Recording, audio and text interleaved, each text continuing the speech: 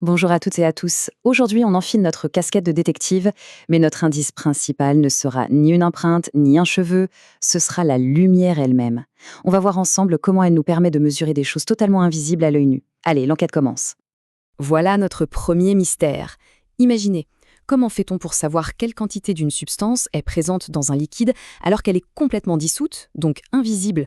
Que ce soit un polluant dangereux dans l'eau ou à l'inverse le principe actif d'un médicament, la précision, c'est absolument vital. Et la réponse, elle se trouve dans une technique qui s'appelle la spectrophotométrie. Et ces applications sont partout, vraiment partout dans notre quotidien. Quand on mesure le taux de sucre pour un diabétique, quand on analyse la qualité de l'eau du robinet, ou qu'on vérifie la teneur en vitamines d'un jus de fruits, derrière tout ça, il y a notre fameux détective lumineux. Bon, maintenant qu'on a posé le décor, plongeons au cœur de l'affaire. La toute première chose à comprendre, c'est la base de tout. Comment la lumière se comporte quand elle rencontre une substance en solution. En réalité, c'est assez intuitif. Quand un rayon de lumière traverse une solution colorée, il se passe deux choses.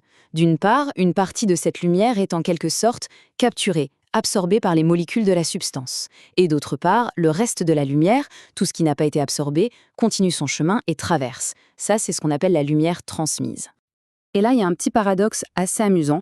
La couleur que notre œil perçoit, c'est la lumière qui a réussi à passer, la lumière transmise. Par exemple, si on voit une solution bleue, c'est parce qu'elle laisse passer la lumière bleue. Mais ça veut surtout dire qu'elle a absorbé sa couleur opposée, l'orange. Et c'est justement ça qui va intéresser notre machine. Pas la couleur qu'on voit, mais celle qui a été absorbée. C'est ça l'indice caché. Ok, il est temps de présenter notre outil principal, la pièce maîtresse de notre labo d'enquête, le spectrophotomètre. Pensez-y comme une sorte de loupe high-tech pour la lumière. Alors, comment ça marche cet engin? C'est une séquence super logique, en 5 temps.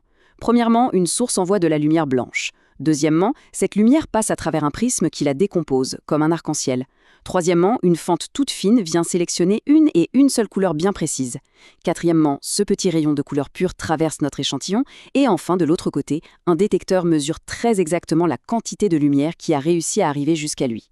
C'est à la fois simple et d'une précision redoutable. Cette quantité de lumière qui a été perdue en route, qui a été absorbée, ça porte un nom. C'est l'absorbance. On peut l'imaginer comme l'ombre projetée par la substance dans le liquide.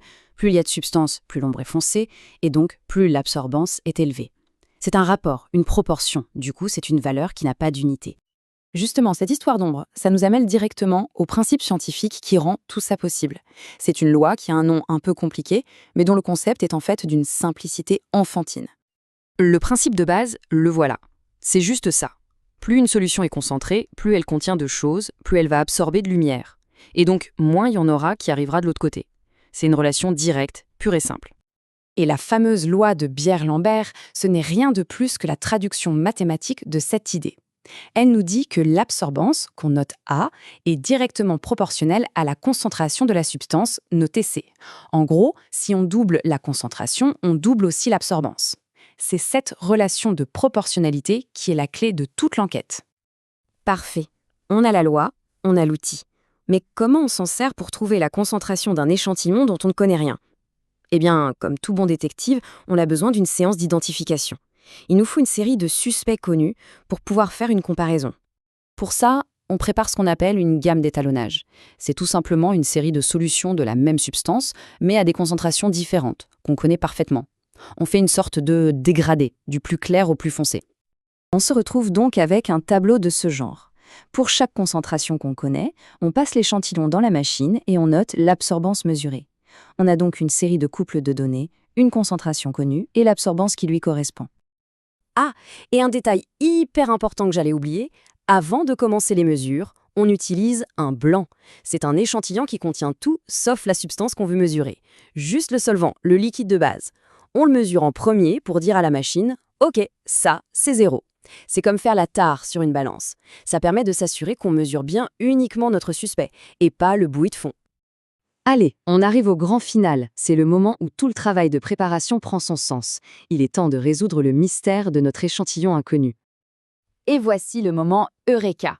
Quand on prend les données de nos suspects connus et qu'on les place sur un graphique, avec l'absorbance en verticale et la concentration en horizontale, tous les points s'alignent pour former une magnifique ligne droite. C'est ça, notre courbe d'étalonnage. C'est notre carte de décodage. Et maintenant, Le dénouement est d'une simplicité déconcertante. On prend notre échantillon mystère, on mesure son absorbance. On trouve cette valeur sur l'axe vertical du graphique. De là, on trace une ligne horizontale jusqu'à croiser notre belle droite. Et à ce point d'intersection, on n'a plus qu'à descendre tout droit vers l'axe horizontal. La valeur qu'on lit à cet endroit, c'est la concentration exacte de notre inconnu. L'affaire est classée. Donc, si on devait résumer toute l'enquête en une seule phrase, ce serait ça. En mesurant l'ombre lumineuse projetée par une substance inconnue, on peut la comparer à une line-up de suspects connus pour trouver sa concentration avec une précision incroyable. Et voilà, c'est comme ça que la lumière et la couleur nous permettent de percer les secrets de l'invisible. C'est une preuve assez géniale de la façon dont un principe physique tout simple peut se transformer en un outil d'analyse surpuissant. Ça laisse rêveur, non ? Si on pouvait vraiment tout mesurer avec la lumière, quel serait le premier grand mystère qu'on essaierait de résoudre ?